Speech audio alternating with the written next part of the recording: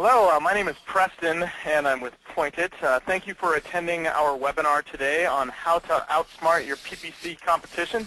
It is my pleasure to introduce to you Maria Nikishna, as well as John Lisman. They will be giving the presentation today. As always, if you have questions during the presentation, please go ahead and send them over, and we will address them towards the end. Thanks. Thanks, Preston. I'm going to start off with a little bit about Pointed. We launched in 2002. We're Seattle's largest independent search marketing firm and continuing to grow. Pay-per-click, SEO, landing page optimization, GA optimization, some of the services that we offer. And we're servicing clients across all verticals and revenue models. Let me introduce the topic a little bit. Today we'd like to talk about competitive intelligence and in particular about competitive paid search. Why is this topic even important? The reason for its importance is simple. It's ROI and profit. Competitive terms and branded terms are the terms that everybody is after, because when people type these terms, they're really close to finishing the sales cycle, and they really lower the funnel. So they're the people you ultimately want to be in front of the best you can. Branded terms always mean more money for less. They always mean better ROI, and which is exactly why we'll be talking about it today. John will go over the agenda and we'll get started. Thanks, Maria. The first thing I do want to talk about is bidding on branded terms. Or that we're going to talk about is bidding on branded terms, yours and theirs. It's important distinguisher between the two. Maria is going to be talking about Google, Yahoo, and Bing trademark policies and updating you on those, as there's major differences between the engines. Maria's also going to be talking about the various colored hats in pay-per-click, white, gray, black. And we're also going to go over some of the tools that we recommend, both paid and free tools, many of them that we currently use on many of our clients. So the first question is, why bid on your branded terms? And this is typically a question that comes up when we first meet with clients. One thing I want to point out is that most of our advertisers or clients, and most of the major advertisers on the internet are bidding on their branded terms. So companies like Expedia, for instance, bid on their branded terms. So that's, just is not really the reason, but I wanted to point that out. Some of the reasons that we found are, one, you can drive listings that you don't want to show up lower on the screen. That's really not the most important, but it's one of the reasons. You can also ensure that you have the correct messaging, that you're getting across your branding and your company's branding based on what your marketing department wants to disseminate. And you can drive traffic to the correct landing page, because sometimes you don't have control over what the engines are algorithmically deciding are good for your, are good listings. So with paid search, you control what landing page and what the message is.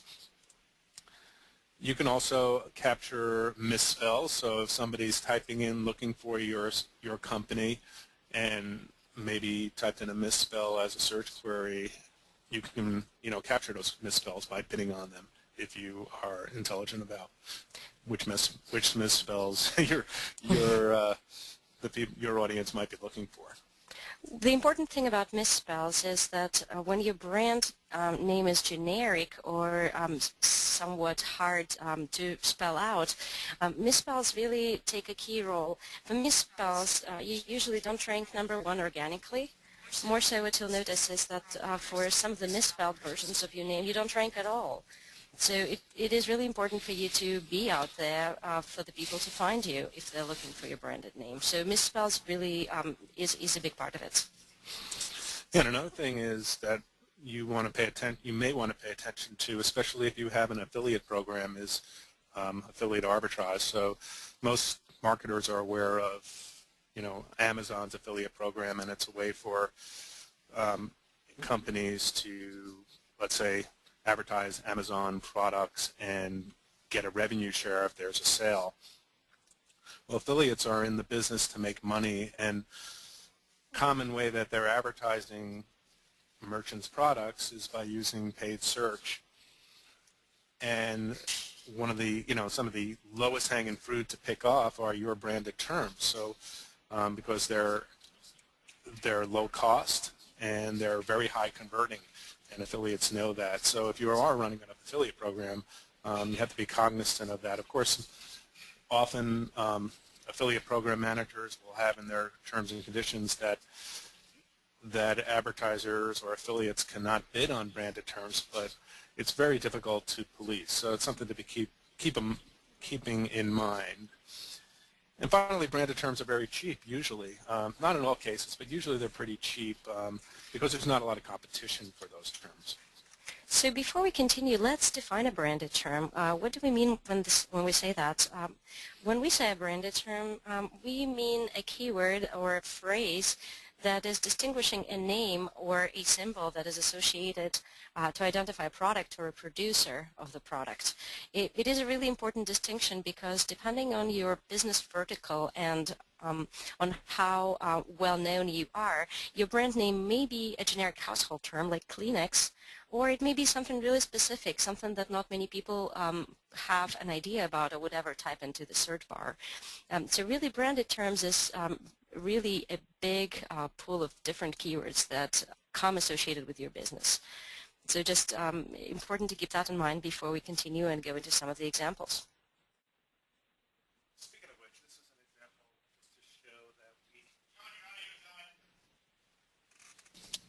this is an example just to show that This is an example that shows the pointed listing for the branded terms. As you can see, we are buying our own branded term, and right above our organic listing, you'll see the pointed paid listing. As you can also see, there's no competitors that are going after that. However, this is how it shows. Like John pointed out, among the reasons to buy your branded terms, you can see that by having a paid search listing above, we're able to move the rest of the page a little bit down so that more real estate is zoned under our branded terms. We can also play with the messaging and send people to different landing pages just to see how that impacts our bottom line.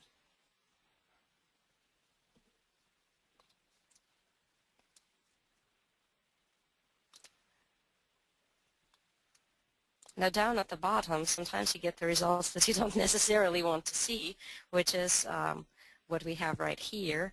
Of course, this is not the holiday party that we had, though it may be some former employees that have worked here. That's more of a John question.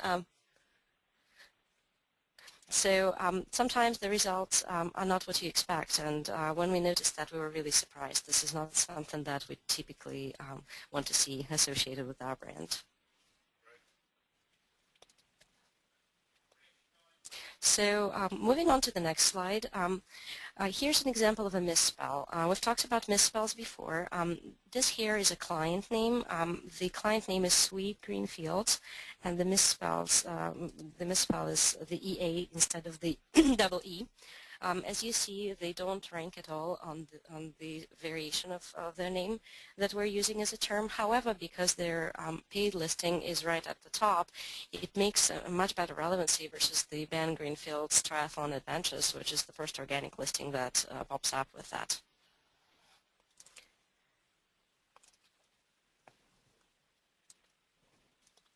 Moving on to the next slide.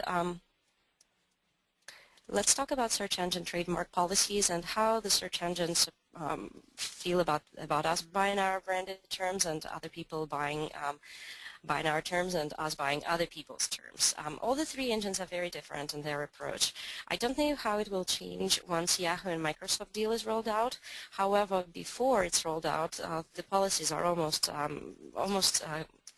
anti each other. But let's get started with Google, since Google is the biggest player. Google has an interesting policy in that it satisfies both the advertiser and the Google itself. Google's policy is such that you are able to buy any keyword unless it has anything to do with tobacco or illegal drugs.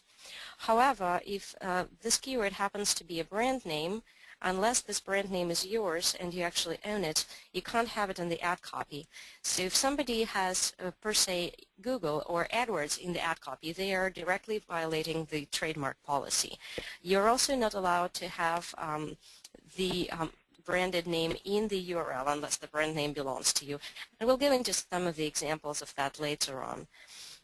Now Yahoo is a total opposite of that, where they don't allow any branded name at all.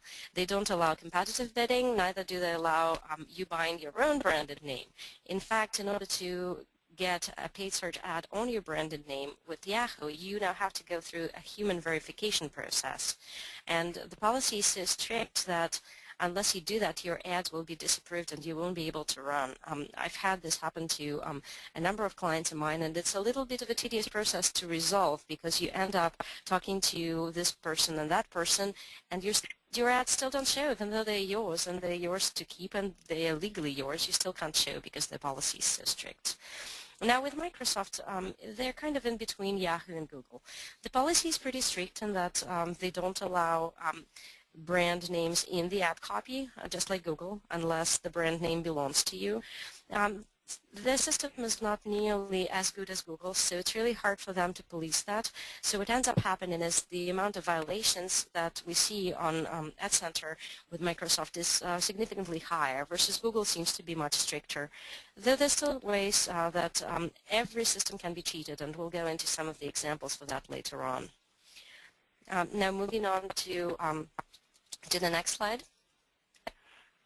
Right. One thing I wanted to point out, Maria, is a common error that people make when they use keyword insert in the ad groups that they set up with a bunch of competitor keywords or competitor or trademark keywords. And what happens then is inadvertently they often insert those competitive keywords into their ads, and that's a violation of Google's policy. So it's something to be cognizant of. Well, you know, it is definitely true, and a great point to make. A lot of big advertisers, such as Amazon, Target, eBay, they're guilty as charged. We get clients calling us saying, why is Amazon buying our brand name? Are they after us? We don't want to have anything to do with them. Why are they doing that? And that's exactly what John's talking about. They just buy a keyword insert, and if a component of your brand name triggers their ad, your brand name will show as if they're trying to sell you on one of the networks.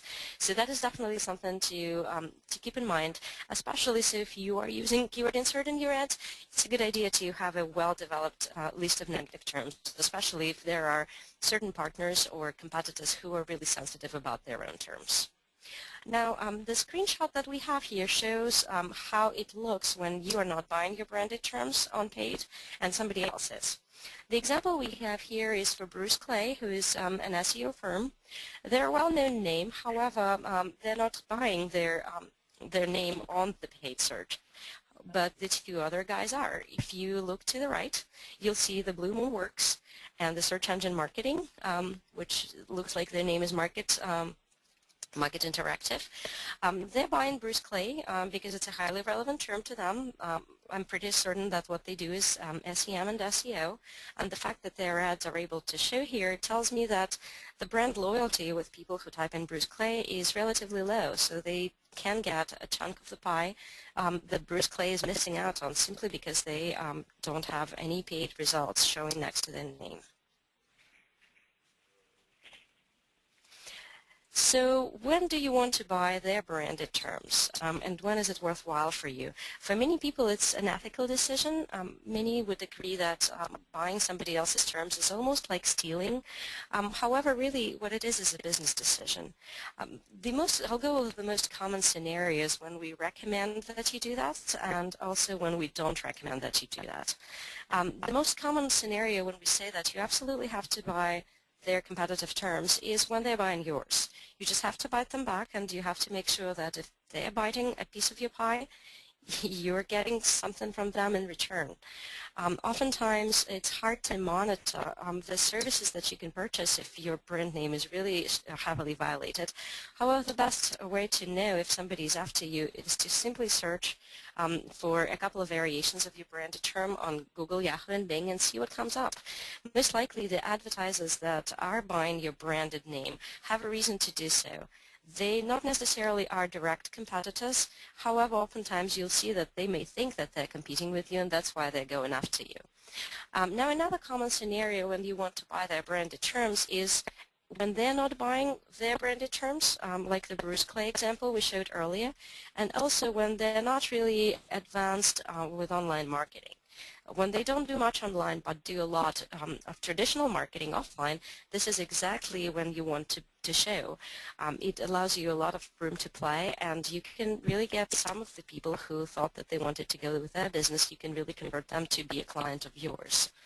Now, when don't you want to buy their branded terms? You really don't want to buy their branded terms when their brand name is so competitive that it becomes more expensive than most keywords in your account. It just makes no sense to do that, simply because if the ROI is not there, it may not be a good way to spend your media.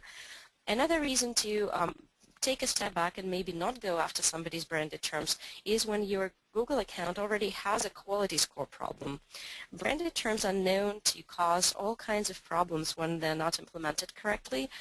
You can get low quality scores, which ultimately means that your ads will stop showing simply because Google thinks that you are not adding any value for the user who's typing the query. So you really have to be careful with how you go after branded terms, and if your account's already in trouble, it may not be a wise strategy to add competitive branded to that until that has been fixed. Now, moving on to the next slide,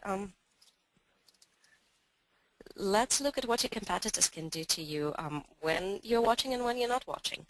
Again, one of the most common scenarios that we see is that your competitors would go after your terms, they'll buy them, and they'll run their ads either right next to you if you're buying your branded terms, or right next to your organic results. This is when you go ahead and create a campaign, mine their terms in return. Another common thing that we see is that competitors would click on your ads for a variety of reasons. Sometimes they click on your ads because they think that they'll just charge you a little bit of money, which makes them feel good. Other times they may click on your ad because they're curious to see what your landing page looks like, what your offer looks like. If they're working on their landing pages, they may do so to get some ideas from you, to see how your form is looking, how many fields you've got, what kind of information you're capturing. Kind of competitive research stage. There's ways that we can control what competitors see. In AdWords, there's what's called IP exclusion, which basically allows you to block some of the competitive IP addresses. It does not mean that they won't see your ads at all, but it means that when they're at work in the office, they won't see your ads. They'll basically probably think that you are either out of budget or offline for any other reason. So it may be a good tool to use, especially if you have a small budget and the number of competitors who keep clicking on your ads going through a small budget. So definitely worthwhile to consider in some cases. Now, some of the other things that they can do, they can steal your ad copy. Unfortunately, I've had that happen to me where I was searching for one of my clients' branded name and just discovered that there were two identical ads being served as number one and number two on the paid search results. And what they did, they basically took our ad copy without taking our trademark and putting it in, and they were able to run with it. Unfortunately, it's not against the policy. As soon as the ad hits the ground, it becomes public. It has no intellectual property to it. So it took us some time to figure that out and make them stop. Google was very helpless with that, so the client ended writing a love letter to them asking them to stop because it was to a pathetic point where these two ads kept showing up. Some of the other things that competitors can do can really be black hat, and we'll have a couple of examples for that a little later on. Well, one of the other things that I'd like to show you is not directly related to paid search. However, it is related to your branded terms and how the search engine page results look when somebody types in a branded term. Now, this story that I want to talk about happened a couple of months ago, and it has been all over the internet, so there's a good chance that you've heard it somewhere. The story is about the W.R. Zanes & Company from New Orleans. they did not know that they had a Google local listing, and that is really possible because a Google local listing is not always created by a human. Sometimes Google would take your information from InfoUSA or from any other directory that has business information, and they will just create a listing for you. What you have to do then is you have to go through what's called the claim your listing process to make sure that your listing is yours and you have full control over how it shows. What happens to W.R. Zanes, it's a pretty sad story. They got a phone call from a friend of theirs basically asking them if they were out of business, which surprised them. Big deal, because business was going well. So they asked that person, so what makes you think so? And they say, well, you know, I was browsing and I searched for you and I saw the place closed notice on your local business results. What really happened to them was a competitor who claimed their listing and just did it to them. Under the Google local listings, there's an option for you to remove this place and say that it is permanently closed. The worst thing about it is that it really takes a while to fix that, even after you've called Google and told them that this is incorrect and the business is functioning. They have little support for the local business listings, so it takes them quite some time to fix that for you. So if you don't know if you have a local business listing, it's a good idea for you to go and check. And if you do, then go through the process to claim it and make sure it's yours to prevent getting a phone call from somebody saying, are you closed or out of business? Now, some Blackhat PPC examples. Some competitors may go really, really far to get your terms and to get a piece of your pie. So here are some examples that we have for that. What you see on here is totally Blackhat. It's enough to get you banned and out of the index, not only out of the paid search program. What we have at the top and to the right is different paid search ads, all by the same advertiser. And what determines the advertiser is the root domain. Google's policy is such that you can't have that happen. There's one URL, one advertiser, and one listing per page. So really, whoever promises you to get that to you, be really aware. They may know how to do that, but it'll get you in real trouble that you'll have to live with for the next couple of years to come. So really, this is not allowed, and it's not even something you should be considering. Some competitors may want to do that, though, with their name and with yours, just to get you out of there. One other example that I'd like to show is how AdWords' own trademark has been violated. The workaround in the system is that people add an extra character to AdWords, which the system then does not see as a trademark protected keyword. Some of the characters that you can add will not work because the system has caught them already, but you know, if it ain't broke, you're not trying hard enough. Usually there's ways to break the system and do it your way.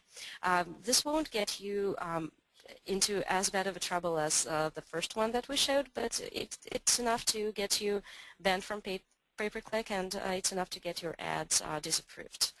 Now, the last example that we have on this page is rather creative than Blackhat. I'd say it's kind of gray hat. It's not exactly something that Google doesn't allow, because probably because they didn't think of the scenario. What we see on this ad is a very curious display URL that says AdWords, AdWords, AdWords. So when I saw that, I was looking at that thinking, how did they do that? I don't know how to do that. So I clicked on the ad, and I realized that it was kind of simple. They just purchased the domain that was AdWords, AdWords, AdWords.com. Pretty cool if you ask me. Am I sure they'll get banned? Definitely. It's just a matter of time. But it's a very creative way to think about it. Yeah, it's kind of analogous to the good old days, if anybody remembers when they used to get Yellow Page ads. I used to read Yellow Pages, and you know, advertisers, I remember, would advertise on like AAA Aardvark to come up #1, and I guess today Google is the new Yellow Pages, obviously. No, yeah, I would agree with that. Now, John will go over some of the competitive tools we use in-house, and he'll show you a couple of really cool examples of how we use them for our clients and why some of these tools may be good for you to use. Right, so the first tool we're going to show is Ad Guru. This is a paid tool that we use for several of our clients, and actually this is a screenshot for one of our clients where we're looking at competitors, and we're picking out about 25 of their key terms. So on the left axis, that's coverage, or what is commonly known as share of voice. and on the x-axis is rank. So you basically want to be as high up to the right, as top right as you can get, then you'll have the maximum coverage and maximum rank, as long as your CPA or cost per action is within reason, or in some case, let's say ROIS, return on ad spend. So this is our client here in the blue box, and we redacted it for privacy reasons, but as you can see right here, they're kind of lower than some of the competitors as far as rank and coverage, and this is in January. And we're able to benchmark this and look at month over month. So here's a look at February, and they moved up a little bit compared to the competitors. In March, they moved up. In April, they moved higher. And in May, they're getting more coverage than any of their competitors. So it's great information for you and also for your management team to understand. There's another report within AdGuru, and it shows kind of the budgets and compares your budget to your competitors. So again, our client is actually spending less than the competitors, so it kind of shows the efficiency of the management of the pay-per-click program. You can actually drill down to this also and get actual numbers and see how your competitors are, what they're spending compared to you. You know, it's also a great way to know how far your budget can go. Oftentimes when we get clients with unidentified media budgets where they don't know how much they want to spend, this gives us a great benchmark. We can look at how much their competitors are spending on the low and on the high, just to determine the initial budget that we may recommend they go out with. There's always creative ways for us to do more with the budget. However, most of these advertisers are around and about for a while, so it makes sense to see what they've got going. That's a great point. Another screenshot here of an AdGuru report for these same keywords that we're monitoring. This is, sorry about the screenshot, it's a little blurry, but as you can see here, we're highlighting a particular keyword, and we can see that for pay-per-click, that keyword is ranking 2.4, and organically, it's ranking 45. So this is a obvious reason why we want to be advertising on pay-per-click, because we're not showing up organically, and vice versa.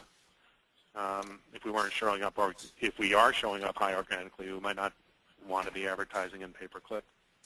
You know, this is also a great way to look at that when you are wondering about your branded terms. Sometimes when your brand name is generic, it makes sense for you to come up with a list of misspells and different variations of the brand name just to see how well you rank on these organically. Chances are that you won't rank #1 for all of these, so definitely worthwhile. And another tool we use is this one's called SpyFu, and there's a Venn diagram. In this case, these are two online brokerage firms, Scottrade and TD Ameritrade.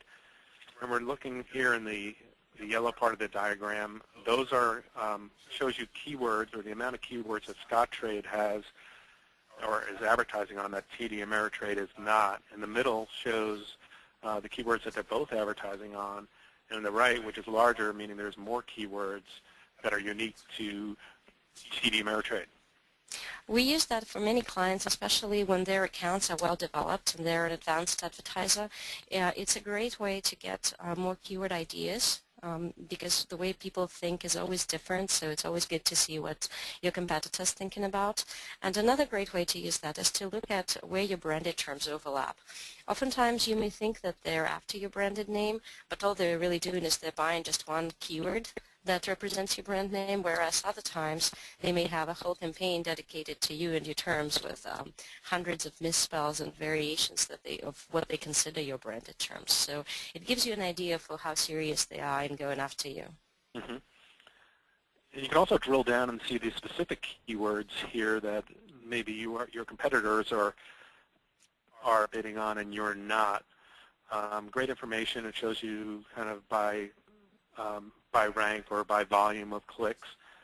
One thing to keep in mind is that you want to be really careful about imitating what your competitor is doing, because they might be jumping off the bridge and you don't necessarily want to do that as well. For instance, in this example, we're looking at CD, and so you definitely want to use your eye to look over these keywords. And CD, is commonly being searched on. We've found is commonly being searched on by people looking for compact discs. So the actual ROI on that keyword is very poor. So great insights for you. This other tool, Compete.com, this is a free view from Compete.com. They also have paid products. But you can see how the volume of your visitors, for instance, compares to your competitors. And when your boss is saying, "How come we're getting less volume this month?" Well, I got this handy-dandy chart right here that shows that our competitors are down too, so it takes a little bit of the heat off. Yeah, that's good for seasonality. When you're wondering whether it's seasonality or not, that is really helpful. Yeah, and this is another view from Compete.com where it shows, in this example, monthly changes, and shows that over the last month all of these sites have lower traffic, which is kind of surprising for this, because at this time of the year, typically financial sites are getting more traffic, but it's just one of those years. And you know what I like? Yeah. The reason why I like that is the top referral sites, because it gives you an idea for where you might want to go with your ads, especially when these are big. For example, the fact that Scottrade has quite a few people coming from live.com is really telling me something. I'm actually surprised to look at that. So this is really great information and really great actionable information that you can take and incorporate into your strategy. Mm-hmm. Yeah, that is great information. In fact, I never noticed that. Thank you, Maria. And you can also benchmark like how your company is doing compared to the competitors here.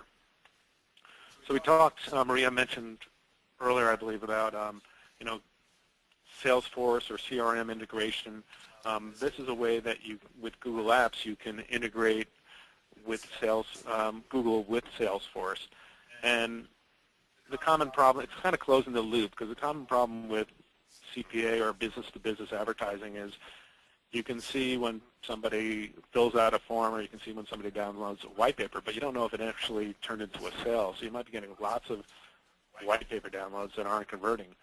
And with this report, you'll be able to look into Salesforce and see what did convert and what didn't. How much revenue you made. So you can really look at it on an ROI basis. It's great information, and like I said, really closes the loop. You know why I like that is because when you are starting to advertise on your branded terms and you don't really know if they're profitable for you, we oftentimes get that concern where people say, I'm getting them organically, they're working fine, I'm getting a lot of sales from it. Once you start going at it with paid search, with a very targeted messaging and with a precise landing page, it is really great to see, because this is exactly what's going to help you know if it's profitable for you to continue advertising on these terms. It's going to tell you if your page perfect converts better, or if the average sales order is bigger. So this is really insightful, and if you're using Salesforce, it's a great idea to have it integrated with AdWords. And it's free, so with Salesforce, which of course is not free. Competitive tools going on. Here's another one. If I haven't given you too many tools so far, this is kind of a hidden gem within Google Analytics. It's called the Network Location Report. And it can show you who's visiting your site, whether it's from search, however they're visiting your site, or whether it's direct. In this case, it's showing, this is a network report for Pointed. It's showing that a competitor is looking at our site. So that's interesting information. We also sometimes see, like last month, we saw a former client that was looking at our site, and with that kind of information, you tell your salesperson, hey, we had a former client looking at our site. Let's ring them up and see if they're interested in starting up again. So really good information here too. You can find it within Google Analytics under the Visitors tab, Network Properties. You know what's cool about that is also it's going to give you insights on your competitors in terms of how much time they spend checking out your data, because it has all the metrics attached to it. It's going to tell you what they looked at, whether they went through one of your goals to complete the process. So it's really insightful. And what makes it even better so is that it's a free tool. Many tools with similar functionality out there, they are not free. You actually have to pay for them, and the information that they provide is not really any better than what we get here. Now, some of the free tools that we use that we would also recommend that you check out. Google and Yahoo Alerts, many people are not aware of the service because it's not extremely popular. However, it gives you excellent insight as to what your competitors are up to, and also what other people tell other people about your business online. Since the search engine started including social media real-time results, this became even more so valuable because you can address what people say in real time. So if you're providing a service and somebody's on social or wherever else on the internet is saying that your service is bad, you can come to them and have a conversation about why they think so. You can actually fix certain things and turn things around much quicker. It's also a great tool to spy on your competition a little bit. If they come out with a new landing page, you'll get an email directly to your inbox saying, you know, they came out with a new page, check it out.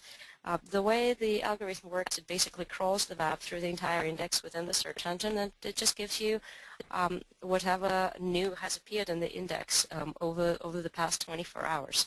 So definitely recommend checking it out and setting it up for some of the competitors you're looking at, and for your branded terms, and maybe for some keywords of interest. Maybe product names, maybe as creative as it goes, or even individual people. You'll be surprised what kind of alerts you'll get on them. And one other tool that I really like is the keyword typo generator. We've talked about misspells and buying them on the paid search. However, how do you come up with those misspells? We don't intentionally misspell when we type things in, so it's hard for us to know which variations of misspells will be popular, which is exactly what this tool will do for you. Depending on what kind of brand name you have and depending on what brand name your competitors have, this is an excellent tool because it will help you build out your competitive campaigns and make sure you cover most of the most common misspells.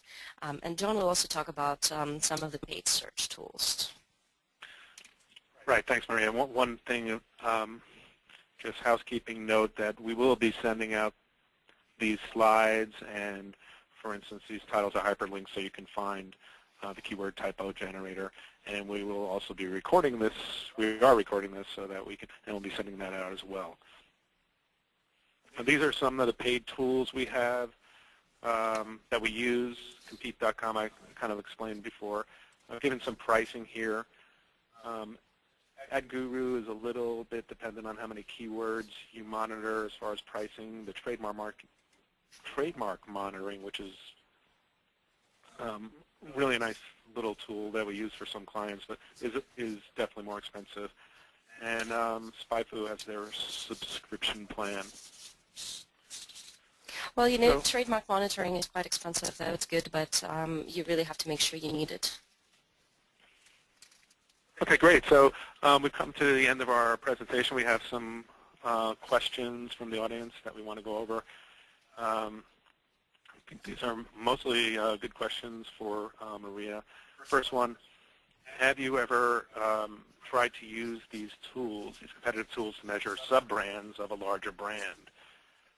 For example, we compete against a sub-brand of HP and Oracle, but we can't compare against Oracle.com. Well, you know, it's definitely a nice question to ask. The answer to that really depends on how the sub-brand is positioned on the website. If the sub-brand is a subdomain, which is pretty common with certain brands, Microsoft is big in that. Home Depot also is a big advocate for that. With a subdomain, you actually get subdomain data on compete.com, so you might be able to get a little bit of a benchmark going on. However, if a sub-brand is part of another sub-brand and they're all mixed together in the website, it makes it virtually impossible to benchmark. What I would recommend in that case, there's a tool that Google has. It's a free tool that we sometimes use. It's called Google Insights for Search. What this tool does, it allows you to measure search interest for each keyword. So what I would do, I would try to measure brand awareness for this particular sub-brand and see how you compare against it. But of course, it's going to be a very vague benchmark. Okay. Next question we had, thank you, Karen, for that question, was what steps can you take if a competitor is bidding on your trademark terms? If the competitor is bidding on your trademark term, the first step to take is to take a screenshot of that and to take down the URL of where the ad is going to, because it will help you make the case if come tomorrow and you don't see it anymore. Then what you do is you go through a claim process with Google where you're letting them know of the trademark violation, and you're asking that they examine the particular case that you are describing in your email, and this then, with the application, is submitted to Google to be evaluated by their team. If the team finds the advertiser who is buying your branded terms as guilty of doing that and of violating their trademark policy, the first thing they will do is they will stop them from showing the ad, this particular ad that has a trademark. They will also get an email from Google that will tell them that, you know, you've been guilty of violating a trademark, and we got a claim against you by this advertiser whose trademark you violated, so please do not do that in the future. Does that mean that they will stop? Most likely not. And if your brand is big, it makes sense for you to start policing that data. AdGuru, John mentioned that AdGuru has an excellent tool to do that. It's a little bit on the expensive side, but it has the claim submit functionality built into it, so it makes it really handy to go after people and to stop them from doing that. So there's definitely things you can do. It is a little bit of a lengthy process, so there's nothing you can do to take them down overnight. Most times what works is just writing them a letter asking them to stop doing that. Once they know that you know, they're less likely to continue doing that. Right, and I've certainly seen some of those letters. Usually it's basically a cease and desist, so typically that'll do the job. Here's another question. What steps can you take to prevent you know, quality score or low quality score when bidding on competitive terms? When you are bidding on competitive terms, the best thing you can do is to make sure that the ad and landing page is as relevant to the query as possible. The strategy that I personally like is to create a landing page that compares your product to the competitor's product and shows the benefits that you have over this particular competitor. It's not always possible. People don't always want to do that. I think it would be a perfect case for AT&T and Verizon with their debacle about the 3G coverage that AT&T versus Verizon have. It's going to be a perfect case for that. However, really, to prevent a low quality score, you'll have to handpick the terms that you buy. Usually when we build a competitive campaign, we include all kinds of competitive terms within it. Over time, some of these terms will stick and some won't, and that depends on a variety of factors, and you won't know it off the top of your head when you're just getting started. Usually it depends on brand loyalty for the brands that you're going after. Certain brands have really high brand loyalty. If somebody's searching for them, they want them and nobody else. Whereas other brands are really general awareness, and people are really open to suggestions. They just know that these guys do the service, and they may not even remember what the service name is, so they'll just type in their name just to see what it's called. So it really depends on that big time. All right, thank you, Maria. That's the end of our session today and our webinar. We hope you found it informative, as always, and we hope to see you at the next webinar starting in January. We'll be sending out a notice for that. And as I mentioned, we'll also be following up with an email to attendees with the webinar deck, as well as a copy of the webinar, the live webinar. So thanks again for your attendance. We look forward to seeing you again, and happy holidays, everybody.